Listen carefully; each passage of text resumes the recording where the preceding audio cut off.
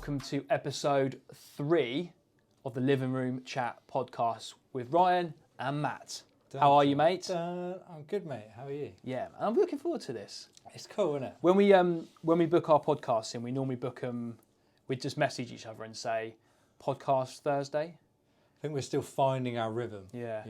Finding our rhythm. I'm looking forward to when we get into a routine where we're actually set set day. We record on a Monday afternoon. It comes out on a Wednesday, for example.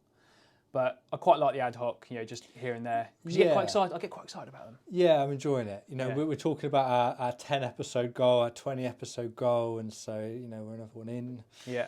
But and routine's important. I don't know how you've found it, like starting a business and now like not having a boss and like. You go through. I'm sure you're the same. When I first left an employed role, where everything I had to be in at a certain time, I couldn't leave until a certain time. Everything was pretty much calculated for you that time. Yeah. You then go from one extreme to the other, and I would literally flip-flop from both sides. So when I first started, I was like, oh, great.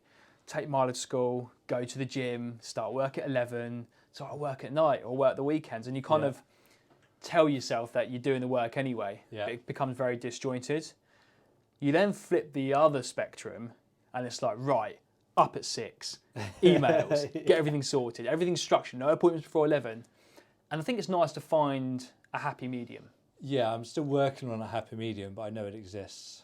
So that routine. Do you know what's been a game changer? So I had a really tough couple of weeks where my schedule was just I wasn't particularly busy, and I found myself, especially with the World Cup being on, less busy, conveniently less busy, because there was a 10 o'clock game, 1 o'clock, 4 o'clock, 7 o'clock, so I just watched a lot of football. But I didn't go to the gym, and I felt really not very good in myself. So this week, I went to the gym at 6 o'clock on Monday morning.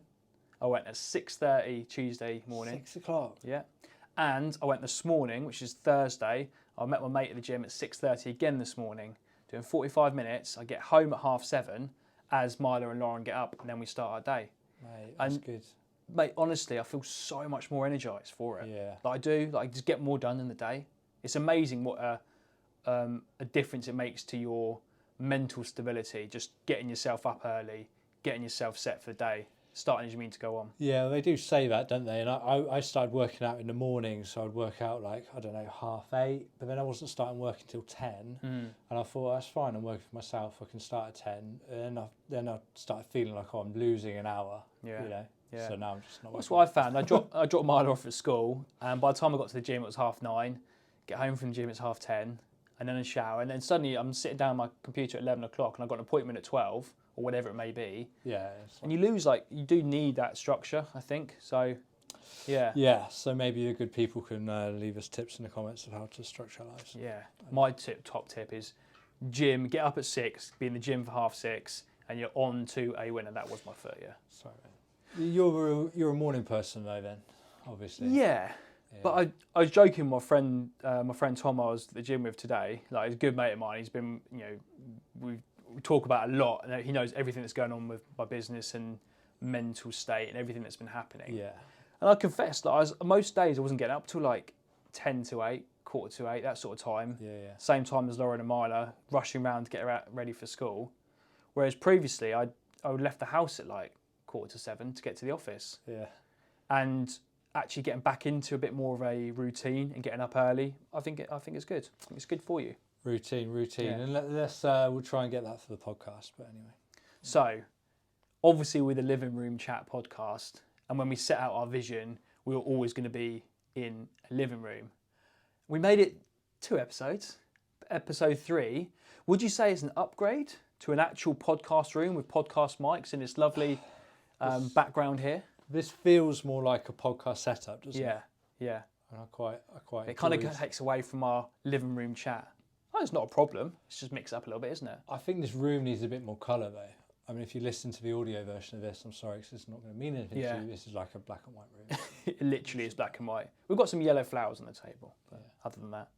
It's all good. Anyway, there we go. But yeah, so we're actually at our business's HQ, Avocado Property HQ, and we've got our own podcast room because Avocado also do a podcast for property. But we thought we'd take this opportunity to do a bit more of a estate agency chat this time, wasn't it? Because we've talked a lot about the World Cup for obvious reasons. Yeah.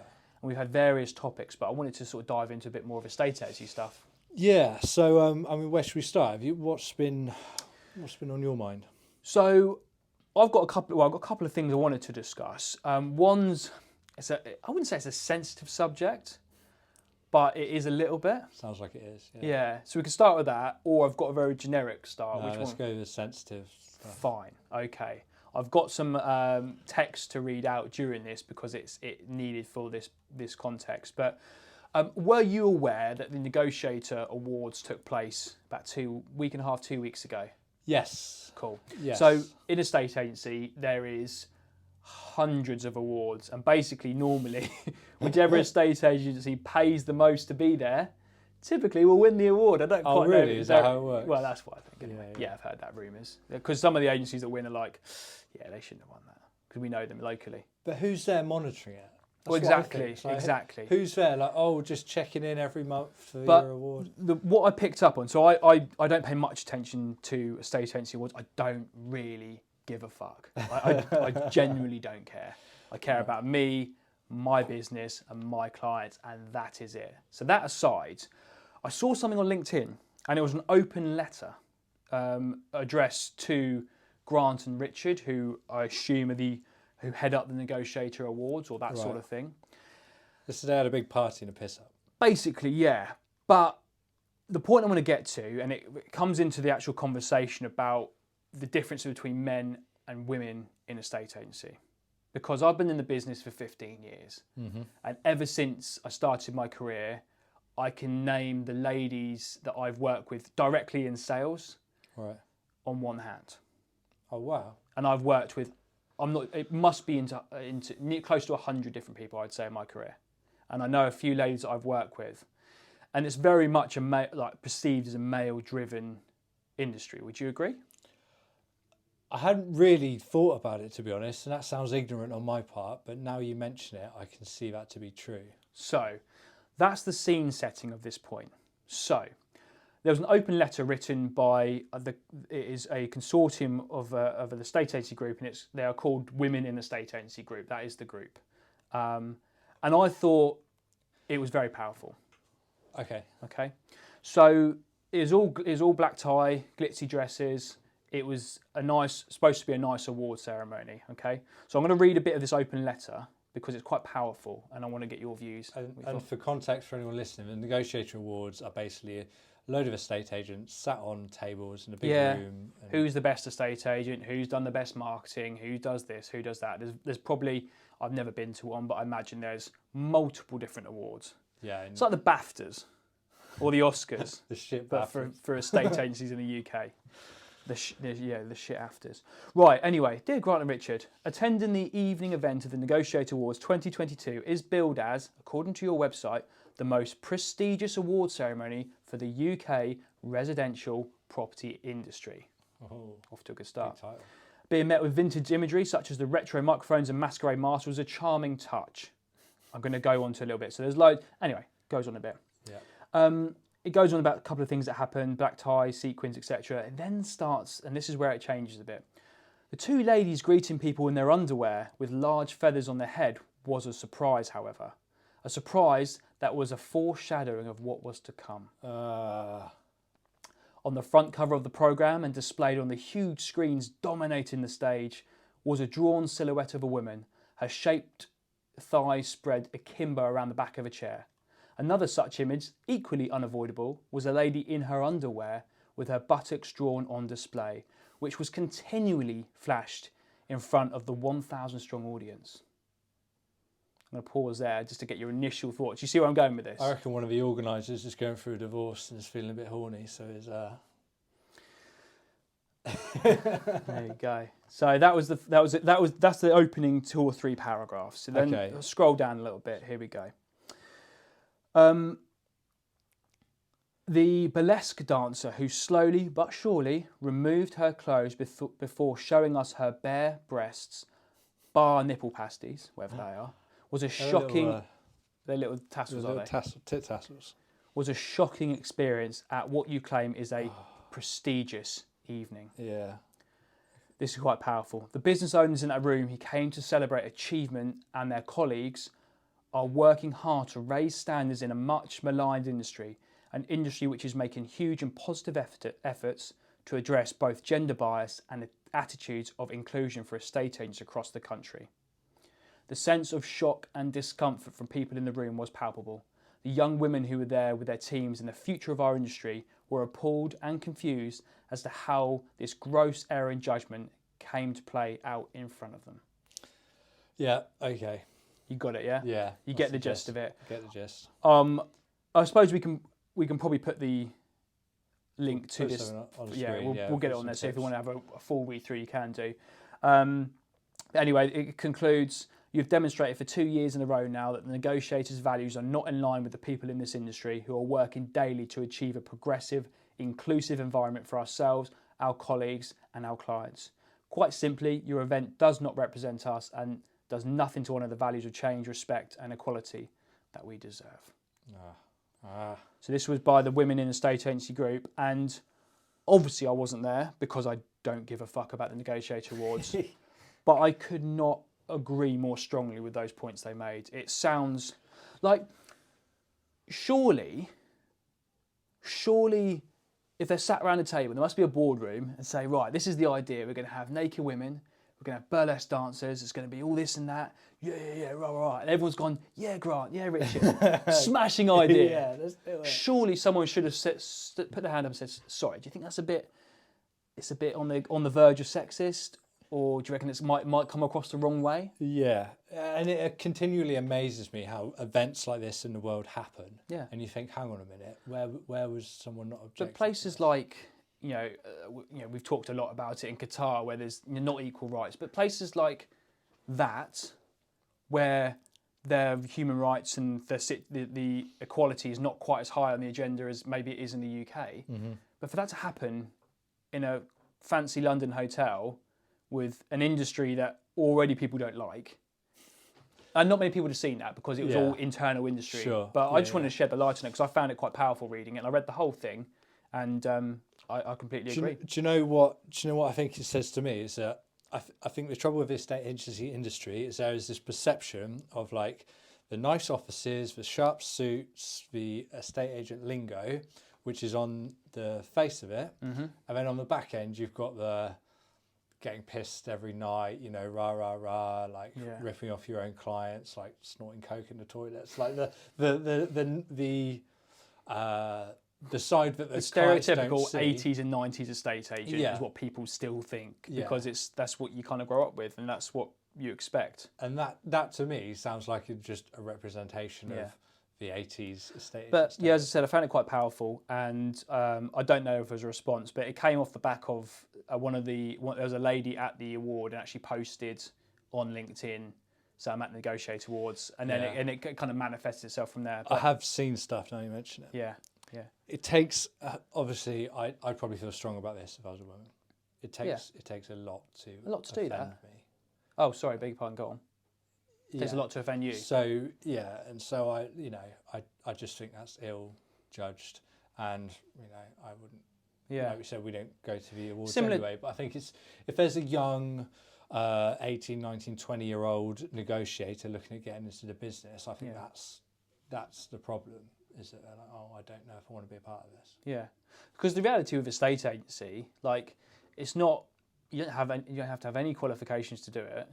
Yeah, you don't need to be. You can be anyone you want to be, or anyone can be an estate agent. You can literally put your hand up and say, "I'd like to be an estate agent." Yeah. Obviously, you don't not be a great one because you have to learn your trade and experience, but it should be for all. And some of the best. There was one negotiator I worked with right at the start of my career. I think she's still in the business and still in a estate agency, and she was absolutely incredible. Like one of the best salespeople I've ever worked with. She was so good. Yeah. But she was probably the only one I worked with for probably, I would say, 4 or 5 years. That she was the only lady that I'd ever worked with in the sales office, which is disappointing. Yeah, I'm surprised though. But also, what I think's awesome about like the current day is I know there's some brilliant self-employed agents out there, female self-employed agents out there. Yeah. A few I can think of like who work under the EXP umbrella. And they're absolutely bossing it. Yeah, and they've got their fair kids. Play. Yeah, and they've got their, they've got their business and their kids, and like it's all perfectly intertwined. Yeah. So, yeah, ladies, don't be put off Absolutely. by the We need negotiator more, awards. more people in a estate agency. If you've got an appetite for it, doesn't matter what sex you are or what way you think you see yourself, have a go, because it's a fantastic business. Actually, mate, I think this segues. Obviously, you're starting. You and Lauren are working together. Me and my partner Sophie, like a longer term goal is for us to work together. Yeah. Do you feel like Lauren, as a female, would counterbalance some skills that you don't have? Because I certainly feel that way with Soph. Absolutely. Absolutely. I think, again, rightly or wrongly, it might be just quite stereotypical. We, despite us not being salesy, we try our best not to be salesy people, because that's our way of doing business now. Yeah. Sometimes it's hard. Sometimes you still come across. We can be like, we're six. Like, Yeah. I'm six. I'm not quite 6 foot. I'm nearly 6 foot. Can be quite intimidating. Go to the gym, work out. Lauren, on the other hand, and she talked about this openly. Like when she used to value properties, very, very, very good at what she did. She'd talk about the property, obviously, but mostly it's just having a chat, and people feel I think people feel more relaxed. Yeah. Especially women as well. If it's a lady on her own selling a house, 100% Lauren will be going to do the valuation, because there is so much more opportunity for her to connect with her, not just because she's a lady, but there's a different, we're different, not the same species, but we're different, aren't we? I think there is differences, and I know that might offend some people. Yeah, but I absolutely agree. I think, and obviously there's a couple of duos in our company where they're both blokes, and that's cool. They do their thing, but I think having one lady, one gentleman as part of a duo in a estate agency self-employed model is a recipe for success.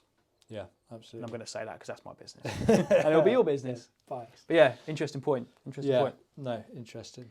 So one of the other topics I wanted to discuss was, and it's a little segue, because we talked about business and people in business, about what is appropriate in this new post-COVID era of what to wear on appointments. Yeah. Because I struggle with this as well.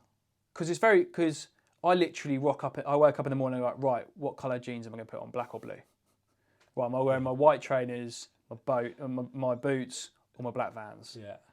And then it's on, but and I see a lot of other estate agents rocking around town now with jumpers on and polo shirts out the top. Oh, do you? Yeah, I do see a lot. There's one local to me who I often see at the school gates when I pick my daughter up, and he's there. He's got his little anorak on, and he's all chilled, and I think it's a little more relaxed. So you mean even like the corporate estate agents are becoming? Don't get me wrong. There's some that are still suited and booted and sharp suits and everything, and there's a place for them, I would say, in the industry. But I'm not just talking maybe not necessarily estate agency, but just business in general. Yeah. Like, do you think you have to wear a suit to work, or is there pros to being a little bit more like smart, professional, cash? Yeah, I think how you dress for an occasion says a lot about who you are. And I used to actually quite enjoy wearing a suit, but then there were often times where I felt way overdressed. And I think if I was dealing all the time with £1 million plus houses, I think I would wear a suit every day. And and get it dry clean and all the rest of it, and like, because you're dealing with I just think £1 million plus houses. You're doing a big corporate business deal, for example. I think you're doing a different job there. Yeah, where you need to present a certain image. Because you do think, like, I often, when I book appointments, I have a chat with someone on the phone, and if people have watched the previous episodes, you'll see that I'm covered in tattoos, and there's still a stigma attached to tattoos. I covered them up for this. You covered? You got the sleeve? Is he covered? Well, I've got my whole chest done. Oh, okay. And I've got my stomach and back, and there's quite a few tattoos. Okay. Yeah, but obviously I don't normally get my chest out in front of you, do I? Episode 10. Yeah. Ryan gets his chest out. I need more time at the gym before I do that. No, but anyway, I've got a sleeve of tattoos, which stereotypically is a stigma attached to that. Yeah. And I often find myself going to appointments where I know if let's say it's a house that's a little bit more expensive, or the clients are a little bit older, I tend to find myself getting dressed in the morning, naturally putting on a long sleeve t-shirt or a long sleeve shirt. Yeah. Whereas if I spoke to someone on the phone and I think they're probably a similar style to me, similar age, I will then rock up in a polo shirt with tattoos out. Yeah, yeah, yeah. And I think once you start speaking, people will obviously see past that. But You can it's that gauge initial it. impression, isn't it? Yeah, I think so. But then I think, you know, you can't get rid of your tattoos, mate. So I think We you gotta can. It's embrace called laser surgery. But I don't want to. In fact, I'm going to get my other arm done. it. Double down. Yeah. Yeah, I'm going to get my neck done. but I'm I not, think, I'm not really. you know, if you're going to like a really old-fashioned home where they're like, Yeah. you would hate it if Not anyone moved had a in 50 tattoo. years, You in probably- their 80s. Yeah, You definitely wouldn't have your tattoos out. yeah, and if they saw your tattoos, you're probably not getting that listing. Do you know what I mean? So But on so the flip basic. side, Go on, sorry. Yeah. on the flip side, you know, there are going to be some people like, oh, I love that he just came in like, you know, shorts. Well, that's the whole idea, because I hate to think that I'm not myself. Like, the whole point of doing your self-employed estate agency role is to get away from the stereotypical estate agent and just be myself. And I think I said it on a previous podcast that, you know, sometimes you're only 90% of yourself. And if I'm covering up, if I'm purposely wearing something different to appease a client, is that me being myself? Maybe not. Or, like I said a minute ago, is that you dressing appropriately for the For situation? the right appointment, yeah. Yeah. Interesting. But I think it's my view is, I think as long as you're dressed professionally, I think actually you come across a lot more personable when you're dressed sat opposite someone, whether it's in a business meeting or someone's living room or whatever. If you're dressed similar to them, relaxed, it relaxes the conversation and you have a better conversation and ultimately a better meeting. Yeah, I agree. Because like I said, in the suit, I felt way overdressed sometimes. And I've sat there at hundreds of valuations, and you know there's their wall up, isn't it? And we always I was taught this from an early age in a estate agency, that every time you go into an appointment, Ryan, that vendor, the seller, has a wall in front of them, and you've got to remove it brick by brick until they trust you. Yeah, yeah. And then get them to sign a contract. Yeah, so true. And then we'll break all their trust. Traditional estate agent. Traditional estate agency wrapped up into a quick scenario there, but it was true. But actually now I find, don't get me wrong, some people estate agents walk around, but when they open the door, a nice smiley face there, and I'm not wearing a suit, I find that wall that I always used to experience on the high street may still be there, but there's far less bricks for me to remove. Well, and also I think what we do on social media, and also like this podcast, people can listen to this podcast, hours of us sat here chatting.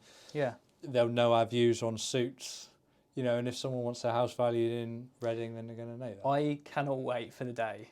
I'll tell you a quick story in a second, which I'm really, really, really proud of actually. But this one, when you knock on someone's door and they go, "Oh, I know you from social media, and you do the podcast, don't you?" That's going to be cool, isn't it? It's going to be a good day. So if you need your house valued, ping us up. Reading agents, or the Reading agent. Yeah, sorry, mate, I've kind of stolen. I should have Reading agent too. More specific, Reading agent. Yeah, Reading agent. Reading agent squared, because I'm more better. I don't know. I've got the Reading agent username, so that's yours, isn't it? You trademarking that? Maybe I should do. I don't know how much it is to trademark stuff. Yeah, I don't know. I probably haven't got enough commission for that just yet. We'll see. I was going to go on and say, I was dropping my daughter off at gymnastics, and there was another dad there, and he just goes, "Excuse me," he said, "You Ryan from Avocado Property?" It's the first time. Well, I've had people, I've met clients. No, I didn't blush. I was like, "Yes, I am. Nice to meet you. How are you?" I've met clients in Sainsbury's or in the shop, and they've seen me out, and we've had a chat, and I've got clients that are now friends of mine that are like messaging me. One guy invited me to play golf. I don't play golf, but I wish I did. But it's nice to be recognised a little bit. Yes, and I think it's only going to happen more as you build our personal brands, which we talked about last time, didn't we? Yeah, I love it, and I love clients who I haven't worked with for 2 years will just message me on WhatsApp, something random. Isn't the best thing when you sit down in an appointment and so let me tell you a little bit about us, what we do. Go, yeah, I've seen all your videos. Yeah. Oh, that's great. That's a really good start, because obviously they know what we do, and then we just elaborate and build on from there. It's cool though. I love talking about it. What else? What else we got? So I wanted to talk. I did a little post a couple of days ago. I don't know if you saw it, the one with the graph. Do you see the graph post? Transaction volumes. Yes. Yeah. Yeah. And after I posted it, I sat back and analysed, like I always do, and thought, probably the wrong message. Who have I offended? Shit. No, not offended at all. Only me and my thinking about it, but it poses the question about the market in 2023, which is what I want to talk about with you. But my point I was thinking is that graph I posted showed transaction levels. Or can we put a link in the description? Yeah. Links in the description. That showed transaction levels from 2016 to 2019 for the month of October and the first 3 weeks of November. So those 5 years. It then showed 20, 21 and 22. So last 7 or 8 years, basically.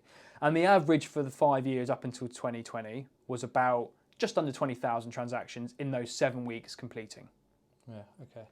2020 went up to 29,000, so like 10,000 more. 2021 was 25,000. And this year, 2022, we're back down to that 20,000 average, which is great. So my point on the video was the market's just returned to pre-pandemic levels, which it has. But, and this is the but, what's the worst 7 weeks of a market we've had in the last 3 years? It's been the previous 7 weeks, isn't it? But you're saying completing. Exactly.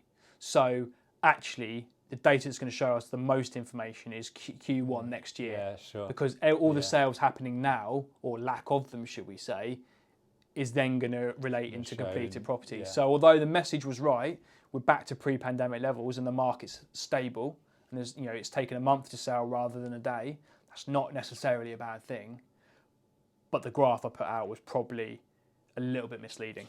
It's the trouble, isn't it? I think generally the property market is so complicated because you have so many different variables. It's like geo-specific in different areas. You have all different sizes of properties, different equity amounts, different loan amounts. It takes 2 months to complete some transactions, it takes 6 months to complete others. Yeah. It's really hard, I think, for us to simplify it and just say the market's good or the market's bad. Yeah. There's no exact science, is it? No. But what's your views on generally on what 2023 is going to bring us? It's going to be difficult. It's going to be hard work. Going to have to suck up to buyers a lot more. Going to have to work harder for sellers. It's. I think it is what it is. I think the 2 years of the COVID property market has been a gift to sellers and to estate agents, and also to buyers who've locked in at low rates. Absolutely. Yeah, you forget about that because a lot of them brought, if they did buy, okay, you might have paid a little bit over the odds in the big scheme of things. If you brought now, it would be cheaper, but you're paying, £400, £500, £600 more a month on your mortgage. And with the cost of living squeeze, that's not easy to come by. I ran the numbers. I got my mortgage in May 2020. So when the lockdown happened, I was about to close on my house. Yeah. And I had to make a decision like, do I go ahead or do I not? And I went ahead. My interest rate was 2.23%. Yeah. It's just shy of £1,000 a month. Yeah. That same deal now would be almost £1,500 a month. So I'm exactly the same. So I fixed my mortgage in March of this year, did a 5-year fixed at 1.69% on a 15% loan to value. Mine's also about £1,000 a month, my mortgage. That now at 4.5% is similar to you, be about £1,500 a month. Yeah. Which, and that's, and I have no beats about it. I probably wouldn't be able to afford that just right this second because starting a business and outgoings, you've got to be so tight and careful with your money. But it's interesting, and I really do feel sorry for the people that maybe are on the limit anyway in terms of their monthly incoming, their monthly outgoing is virtually the same, and they've got a remortgage coming up next month or next year because it's going to be tough. But then I've also seen TikToks of people who are on tracker rates. And it's been going up, and I think, well, you should have locked in. The rates were never going to be cheaper than they were 6 months ago. But it's one of those things you never know. In hindsight, and I think that's the main point. You never, no one could have predicted what was going to happen in, with the war in Ukraine. No one was going to understand what cost of living was going to go up. No one predicted that Boris Johnson would be such a dick and not be Prime Minister and let Liz Truss get in and fuck everything. None of these things could be predicted. Chaotic Liz. Yeah, exactly. Honestly. But I think my view on 2023 is there's always an appetite for people to move, whether it's family changes, job relocations, upsizes, downsizes, death, divorce. Houses will come on the market. Yeah. And what we've seen in the past is if there's a lack of properties coming to the market, prices remain high or stable. That's my word at the moment, stable, because there's a lack of properties. Yeah. The issue you've got is suddenly if everyone puts a house on the market, it's economies of scale, isn't it? Yeah. Everyone puts a house on the market and there's 20 of every property available and there's not many buyers. Of course, prices are going to come down. Yeah, I can't see it happening because the house builders are not going to build more houses than they need to. No. And I think this isn't very well understood, that you'd think, oh, we need more houses, let's just build more houses. But the house builders own the land and they only build enough to keep prices as high as possible. So, Which is why they do different phases, isn't it, as well? Different phases, purposely restricting the supply. Yeah. I don't think that's going to change. No.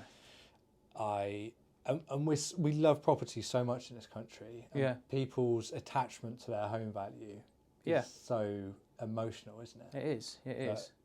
How many times have you heard when people say, "Oh, my house, I'm really lucky. My house is worth this much." I was like, "God, are you selling?" No. I was like, well, what the fuck does it matter then? It doesn't matter, does it? Not at all. Yeah. As long as you're not negative equity, that's all you really need to focus on. Yeah. Which is maybe a pessimistic view of looking at things. I like to sit here and say my house is worth 450 grand. It may well be, but I'm not selling, so it doesn't matter. And if you want to upsize, it's like the whole market's The house I want to the 4-bed detached that I want to upsize to next in a few years' time is no longer worth 600. It's now worth 700. Yeah. And guess what? I can't afford it. Actually, interesting. I met with an old client who was from Hong Kong Oh yeah. the other day. Yeah. And he was telling me about he bought a property in Hong Kong in 2007 or 8, like sometimes around the financial crash. Yeah. For 170k. Yeah. In sterling pounds, 170k. Guess how much he sold it for 10 years later? So you paid 170 for it, did you? 170. 220. 800,000. What? 800,000. Jesus Now, Christ. he didn't go into the specifics, but Yeah. I didn't know this. I don't know much about Hong Kong, what's happened. But he Yeah. was talking about how the Hong Kong's relationship with the dollar and the just the economic situation, low interest rates over the last 10 years.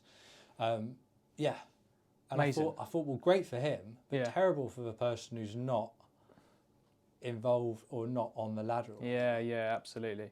And that's the way things, look at the prices over the last 10 years. Okay, the market's going to find its place and prices will come down. How much we'll see, but they will come down eventually and will level off for a few years, as it always does, and there'll be a big spike. Yeah. But I was evaluation this morning, just before we done this podcast, and I was sat there, and she bought a house 10 years ago, and I've got my graph that shows. I love a graph, I do. Yeah, I love a graph. I fucking love a graph. Yeah. I only show one on appointments because I don't think people naturally share my enthusiasm of graphs. Yeah, you got That says a lot about me, doesn't it? Anyway, we digress. And the graph showed the obviously pinpoint of the prices over the last 10 years on completed house sale prices. Yeah. And the average detached price of which she got has increased by 70% in the last 10 years. Now, if you look at the previous 10 years, it was about 75% as well. So what I read into that is every 10 years, it used to be the old saying, every 10 years house prices doubled. Yeah, that's what we say. It's not, that's true. Like based on the evidence, as long as records began that, it is true. So if you bought a house now for £300,000, in 10 years' time, it will be worth 600. Yeah. Provisionally. But then the house you want upsize to, it's all relative, isn't it? It's all relative. Yeah, it's It's all relative. Interesting times. Enough estate agency chat? Yeah, I enjoy the estate agency chat. I though. do still. Let us know in the comments if you do as well, or if we're just boring you. But anyway. Well, it's our area of expertise, isn't it? When we started a podcast, we thought, right, we could talk about, let's do a football podcast, or let's do something that we know a lot about. What have we done that for ages that we know everything about? I know, estate agency. I do love it though, and also I'm sure you're the same. Whenever you're like meeting new people or a party or whatever, everyone loves talking to an estate agent informally, I think, and then you can kind of Right, here we go then. Quick segment. yeah. Not segue, segment. What the most common questions you get are if you meet someone at a party or a friend of a friend, and you say you're an estate agent, or we say obviously we run our own estate agency business now. 3 most common questions you get asked. Well, people just Someone's say, drunk. Oh god, yeah, okay. People just like, how's the property market? First, well, what's the property market doing? Like, how's the property market? Yeah, it's fine. Depends on if you're talking about it. Like, if you're talking about it in Halifax, or you're talking about it in Cornwall. Like, it's different. Yeah, it's quite a hard one to answer. Yeah. And then usually, I'm just trying to think through in my head, it will immediately lean to like, oh, I dealt with an estate agent once, he was an arsehole. Yeah. Or I've sold my house, or someone will just go into a story that they have. Yeah, literally straight off. But it's important to them, so you listen. And I was, oh yeah, fine. I often get asked when I was at like parents had parties. My dad used to have quite a few parties, summer parties, and be loads of like friends there. And they always get a bit drunk, and they always say, oh yeah, so what's my house worth? Cool, where do you live? Oh, I live like 10 miles that way. Cool, let me think.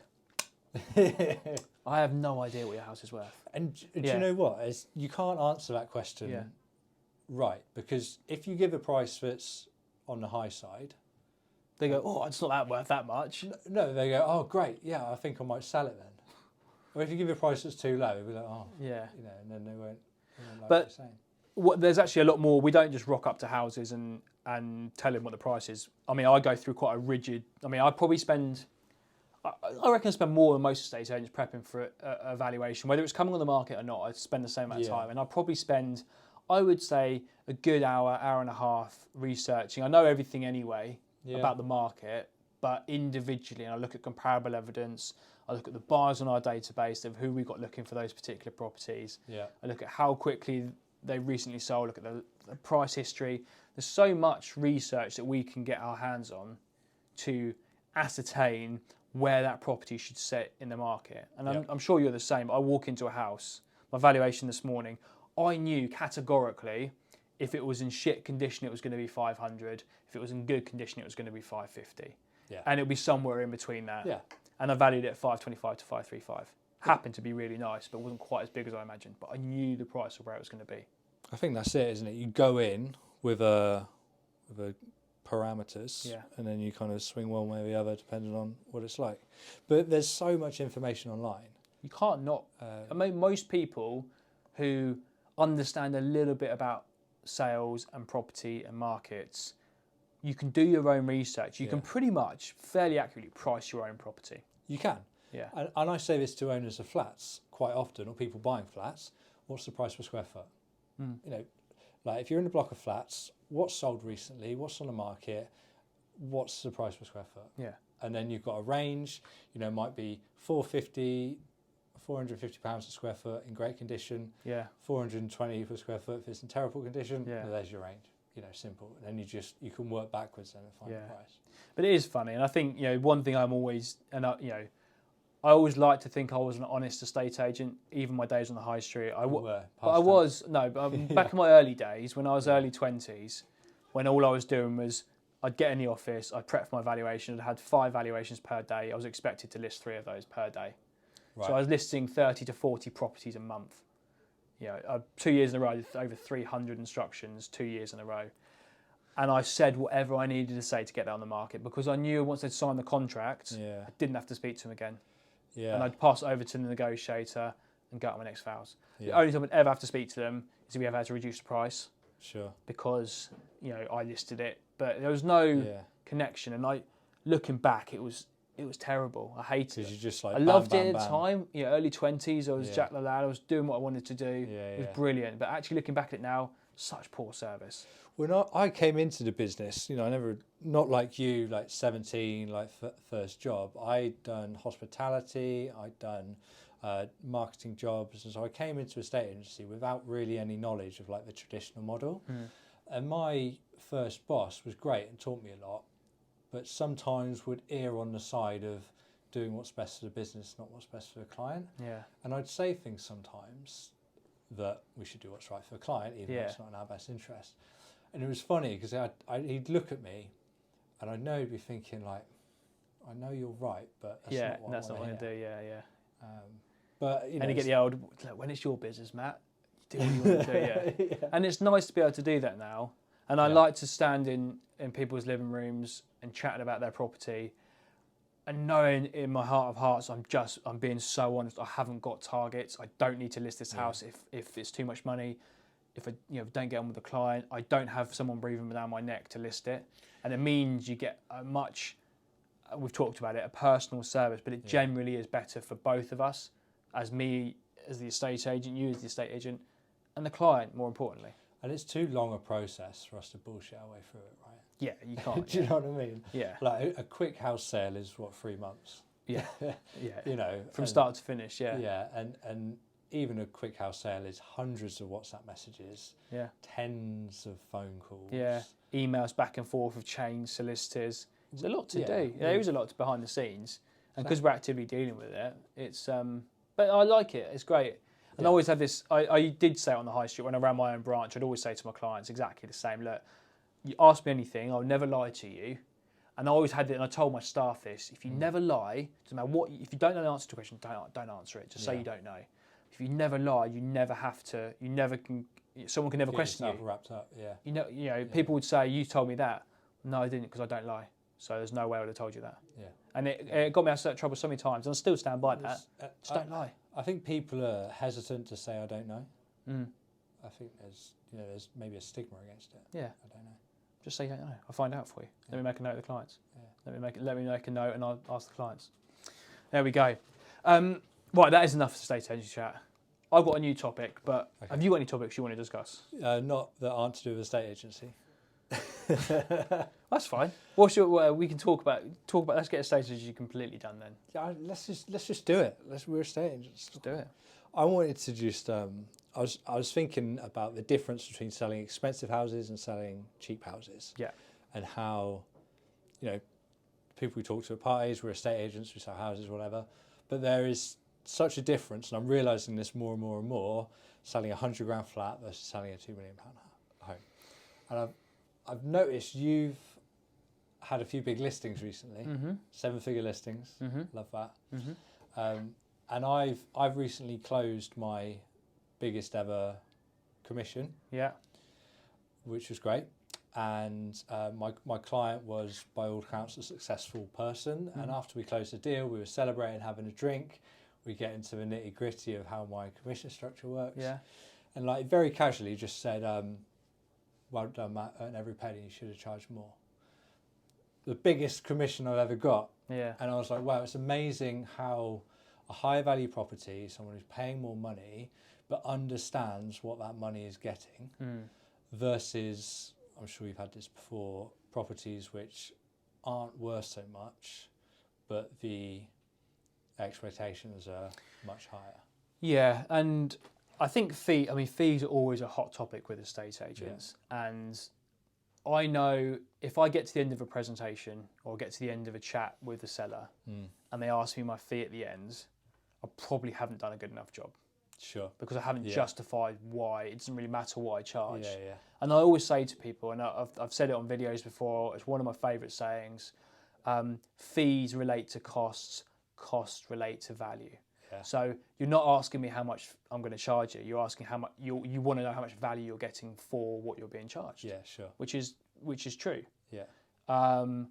So it is difficult, but I totally agree. There's some that are just so adamant that they only want to pay a certain fee, and they are the clients that give you the most challenges. They expect so much more. In the same breath, though, and obviously I don't know the position of your client who sold your big house, but I know if you're selling a 7-figure house, and this is again very stereotypical, but typically you're probably doing quite well in business, in life, you've got a good job, and maybe you do see the value more in certain things. Yeah. Whereas if you're upsizing it from a 2-bed apartment where every penny counts, and you're struggling to buy a 3-bed terrace because you've got a baby in the way and you need to upsize, suddenly $4,000 or $2,000, all you see is £2,000. That's a lot of money. Yeah, it's true. So maybe that's the thing. But I agree with your point. Whether it's necessarily down to the pricing, it seems more at the top end that they're more open to paying more because they understand or want value. Yeah. Yeah, like you say, I think it's value and cost, right? They're two different things. Yeah. And I also think the lower value properties, people obsess over the cost and don't think about the value. Yeah. So people Do you quote percentages or pounds or pence on your fees? percentages, Yeah. because the difference of a fee of 0.5% is the difference between a cheap and a expensive agent, right? Relatively, but the process that they follow to get the sale, find a buyer, whatever, 0.5% can be lost so easily in the context of a sale. Yeah, You it's know, a very like, good point. Go with the cheapest agent and watch your house be sold, for 2, 3, 4, 5% less, and you won't even know. Yeah. You won't even know. And when you try and not convince people, when you try and discuss with people why you charge more, because of the marketing we do, because of you're paying for experience. Yeah. Like, we've worked in this business a long time. There's nothing, me personally, I've worked in a recession, I've worked in boom markets, I've worked in busy towns, I've worked in small villages. There's nothing that I don't know about a estate agency. And you're paying for that value. Yeah. Because you can call me at any time saying, Ryan, I'm not quite sure what the solicitor's asking me. Can you explain what TA6 form is? Cool, it's your property information form, just fill it out, sign it back. It's really simple. Yeah. But it's not to someone who doesn't know. And if you pay less, you pay peanuts, you get monkeys, don't you? Yeah, classic saying. And I think it's difficult. And I saw this on LinkedIn. I think he's one of the recruiters. You mentioned EXP. I think he's one of the recruiters for UK EXP. Everyone's a recruiter for EXP. No, I know, it's pyramid, isn't it? Anyway, he was there, and he was saying it was, and I agree. There's the first year of business, and I'll be very open and honest. I have done fees that I would never have. It would have kept me up at night if I'd ever charged as less as I do for certain properties. But I'm building my business, and over the course of the next 2-3 years, as my business develops, I will charge more because I know I'm worth it. But at the moment, every opportunity matters. Get the houses on. Because I need money in the bank to feed my family. Yeah. But at the same time, I know what I'm worth, and I know what fee I'll get to eventually. And if people don't want to pay it when it gets to it, that's not them being difficult. It's just me not explaining what we do clearly enough. No, I think that's absolutely right.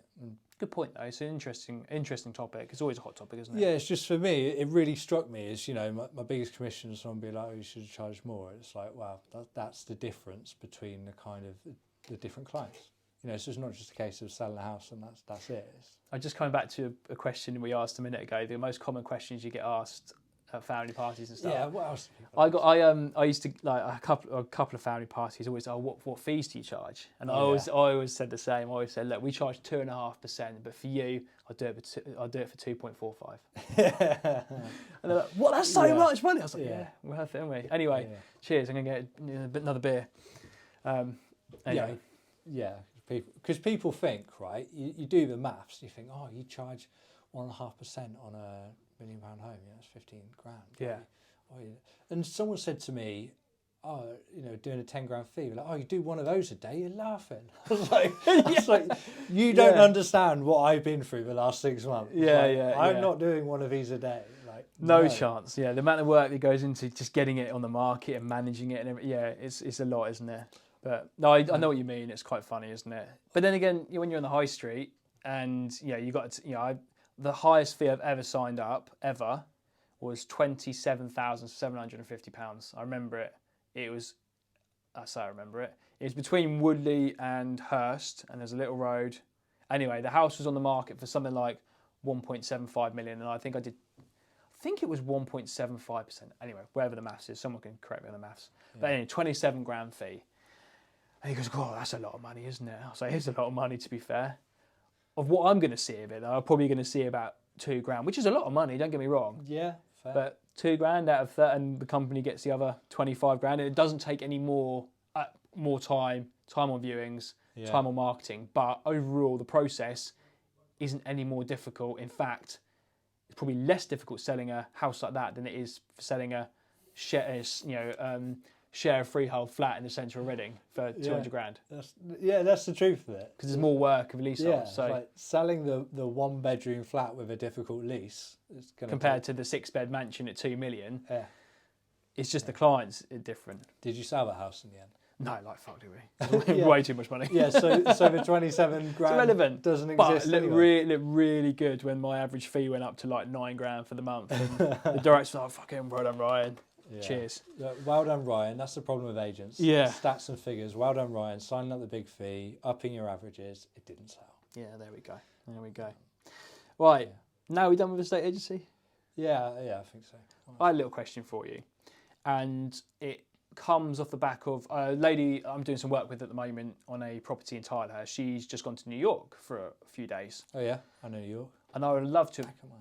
You do. You know, you've been in New York quite a few times, haven't you? I have, yeah. Yeah. So I've always wanted to go at Christmas with the lights and the snow and everything. It just sounds like a really cool place to go, which got me thinking, because we used to go away on holiday every year at Christmas That's nice.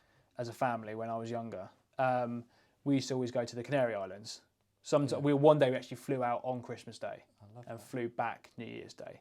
But we used to go a couple of days after or before Christmas and we'd be out for a week. Okay. It was a tradition. We did it for probably 5 or 6 years in a row. So my question to you is, if you could go anywhere on holiday over Christmas, where would you go and why? I love like you said about New York, the magical Christmas lights and all of that. Yeah. But then my brother did that a few years ago and he said, no, it's nothing like it is in the movies. It's just cold. Yeah, pissing down rain, Yeah. wet feet, cold. Yeah. So I don't want to ruin the magic for anyone. Why? Because I was just thinking that actually, because Lauren, it's not me actually that wants to go. Lauren wants to go. Yeah. I know what, because it'd be bloody freezing. She's like, can we just pop in this shop? And it cost me another few £100. Has Lauren been to New York before? No, I don't think so. Me and Sophie have been twice now. We went the first time in 2019, and Yeah. she's like all of us spent her life watching New York and the films and all the rest Yeah. of it. When we came out of the subway from the airport, the look on her face of disappointment. Was it just grey, When- smells? Well, it's a big, dirty, smelly city. And Yeah. I love it. I absolutely love it. But she thought it was going to be like Rodeo Drive in Beverly Hills, Right, California, yeah. where it's all like nice designer shops everywhere. No. New York isn't like that really. It's dirty and smelly. I've only driven through there once when I was probably about 13 or 14. We went to America, Oh, okay. and we drove maybe a little bit long, maybe 15, but we drove past like Ground Zero.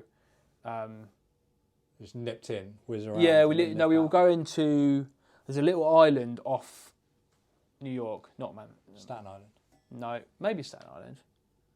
No, don't know. Anyway, no, Vermont. That's nowhere near New York, is it? I don't know. Vermont's a bit further up, Yeah, and we were staying on the island of Vermont, right. and we drove back down through New York because we were driving back down to Pennsylvania. It was like a 5-6 hour drive. Oh, okay. Yeah, yeah. 'Cause we were staying in Oh, Pennsylvania. right, actually but, north of New York. yeah, but my dad was working up there, so we took a road trip basically over Oh, a weekend. cool. Anyway, there we go. So where would I go away for Christmas? Yeah, so where would you go for Christmas? Not New York. I've got that. Somewhere sunny. I mean, what's Gran Canaria like in the? Yeah, that's where our family's timeshare was. Oh, okay. Yeah, yeah. But we used to go to Lanzarote or Tenerife pretty much every Christmas, and it was awesome. It was like winter sun, 25 degrees, Yeah, I love it. pool, beer. Like- Not at 12 years old, obviously, but You know, occasionally. yeah, I went to Marrakesh like a month ago. Yeah, Like 30-degree heat in the middle of November. Brilliant. ideal. Yeah. Yeah, so somewhere hot. Yeah. I don't know. Do you not have a like? I was thinking, because I thought about this, and obviously I asked your question, and for me, I'd quite like somewhere that is quite not Christmas. I think the older you get, the more like now I've got Myla. I feel obviously you have to get more involved in the Christmas spirit and everything, but. Do you get that more now, the magic of Christmas? have to. with her? Yeah, I love that. Mate, she got out of bed, it's 1st of December today, and she got out of bed so quick. I was like, oh, it's 1st of December. She's like, yes, Advent calendar, Christmas has come in. Jumped out of bed, woke Lauren up, I'd have been to the So gym, so I nice. was awake anyway, as I said. But no, you do. But I would like to go somewhere super Christmassy. Like, I'm not saying like the North Pole, obviously, but I can imagine, my perfect Christmas would be my family in an amazing like wooden, big shed, like Yeah, shack, yeah, yeah. not shack, you know what I mean, like a log cabin, Yeah, with with blazing fire, snow outside, beers in the fridge, Christmas music on. Christmas music on. Yeah, That sounds magical. that'd be my dream. I'm sure you'll be able to get something like that on Airbnb for a princely sum. Yeah, Lauren would be like fuck, we're going to the Caribbean because two of our colleagues, our business partner, Dan and Neil went to Dominican Republic. Actually, funny story. So Was that a year ago? last Christmas, we went to Dominican Republic, didn't they, over Christmas? Right. Yeah. And they stayed in exactly the same hotel that Laura and I were supposed to stay for our honeymoon, which got cancelled along with our wedding due to COVID. Ah, okay. Yeah. Okay. So when they were there, and I was like, Punta Cana, I swear that sounds familiar. And then I saw the name of the hotel. I was like, fuck, that's where we were supposed to go. That's where you were meant to have the best night of your life. Yeah. Or 10 days of my life. 10 days. Yeah. Or maybe it would have just been one night, I don't know. So did you get married in the UK in the end? Yeah. So our wedding we were due to get married on the 25th of March 2020. We went into lockdown on 21st. Oh yeah, of course. Yeah, So we got called on this. Remember lockdown? Like it was Friday. I was like, oh, we might get locked down. 21st of March. And then suddenly it was like 2 days later, bang, everything shut. Yeah. So we got called on the Saturday from the venue saying, sorry, your wedding's cancelled. We have to cancel all events because of this cold. Yeah. We rebooked it for July, thinking oh, it is a cold. Yeah, It's going to be pass. gone, isn't it? Yeah. That cancelled. We rebooked it for November 2020. And then we ended up basically, long story short, got married with 15 people in October, brought the date forwards, 15 people. It was amazing. Not what we wanted, but amazing. And then luckily back in November, it went back into lockdown, so we would have missed it anyway. And then we just delayed the whole party. So we actually got married twice. Okay. So we got officially married legally 15th. Oh, fuck, 15th. Hopefully Lauren doesn't listen to the first hour of this. 15th or 17th of October, it's one of them, 2020. And then I had our big wedding, like dressed up again, did the rings again on something in September, this 21. How long were you guys engaged for? Good question. I think about three years. Yeah. I guess 3 years goes quickly, doesn't it? Yeah, maybe a little bit longer. I don't know. We've been together 12 years in March. Been together for 12, married for 2, baby for 7. Well, so says to me, like, oh, we don't have an anniversary. I was like, we're not married. Yeah. I'm pretty sure ours is the first. If I go back, I can work out because I met her in a club in Reading on the Saturday. We went for a date on the Sunday, and then she stayed over Monday. Sounds remarkably like a Craig Davidson. Yeah. And we were going out, and then I asked her to be my girlfriend on Tuesday. Bosh. I had to dump the old girlfriend first, but what a week that was. Yeah, I hope the old girlfriend's not watching this. no, she won't be. She fucking hates me. Still, 12 years later. No, to be fair, I don't know. Who cares anyway? Right. Anyway, so that's funny note to end this on. well. I kept an eye on. We did start at 1 o'clock, so I knew because every time we get to about this time, we're like, how long have we been going for? And we got completely wrong last episode, but we have been going for an hour. That said, we've got one more thing to do. What have you been watching? Jingle. What you been watching? I'm just gonna put this up on the screen and I'm gonna show you this video now. Okay, It's let's just have a look then. Cracked me up when I was scrolling through my TikTok, and I love a practical joke. 2 walkie-talkies, one with me, one on top of the parking meter. Let's see what happens. Hiya, love. This is a facial recognition. If you just step back, yeah. If you turn to the side, and now turn to the other side, and now one of the back of your head. Brilliant. So now if you just read your registration out, now just a 360. That's brilliant, love. If you just want to put your registration in, that'll be fine. If you just like to look at the white van on the right and gives a wave. That's brilliant. That's brilliant. It just cracked me up. I thought it was so good. So my watch you've been watching is pretty similar. I don't know if you've seen these guys. So these guys, like one of those typical internet sensations that just blew up. Yeah. And there's lads doing pranks on each other, basically. Yeah, I love it. Have you heard a guy called Shammy? No. And he has Shammy and Friends, and they have something called Making Memories as their company. Okay. But basically what they eventually did, they made so much money so quickly from just doing stupid videos with each other. They actually rented a house, these guys are mega rich now. Like he drives a McLaren, they are stupid. Just from like content. From content, yeah. And they rented this massive house, and there's like 10 of them that live there. They've got their main office in there that it will work from. It's a dream. Oh mate, it sounds like it, but anyway, this is this is Shammy on Facebook. This is the first video from the best 2021 moments.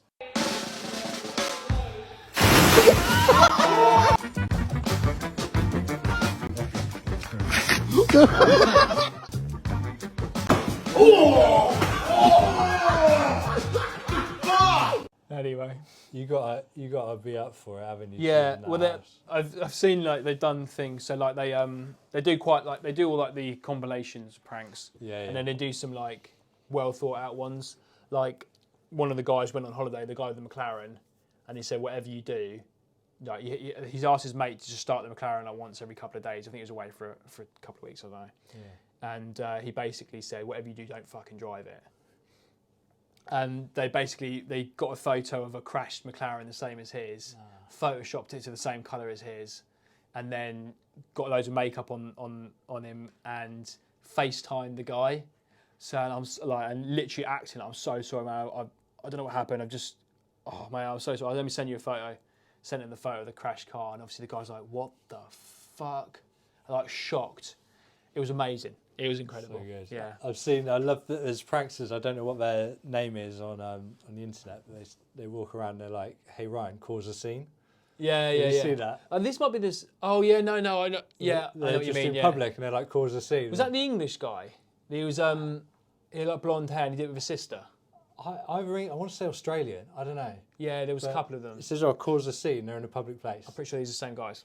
and they just have to like. Yeah. They're in the middle of a shopping Yeah. centre and they just jump on a Yeah. table and start going crazy. Or they do like they'd be walking through a shopping centre and there'd be like a little pad, like a fountain in the middle, and they'd be like, "Steve, go swimming." Oh no, yeah, do it. Take his top off, pretend swimming.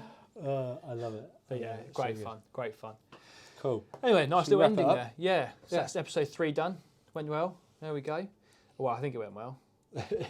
This is the least prepared we've been, but let's try and prepare a bit more next week. But I think they're good. I don't like it being scripted as such. Like literally, I've got 4 topic headings just there, and we covered them all off nicely. I think that's a good thing. I think this is good therapy for our estate agency woes as well. It's a You good way know, of putting it, you'll be sat there over in Tyler swearing at your emails a couple of times a day. I'll be doing the same. fucking in Reddit. solicitors. Yeah, Bloody hell. Yeah. Yeah. So good chat. Yeah, nice one. All right, and then so that's episode 3 wrapped. Episode 3 wrapped. Join us. So this will be out a couple of days. Yeah, maybe I'll the probably weekends. go back, edit it now or tomorrow. cool. Get Okay. Get it out there. Well, we'll see you next time in episode 4. Thank you so much for watching or listening. Remember, you did put the link in the description last time, didn't you? I don't know, mate. I just upload it.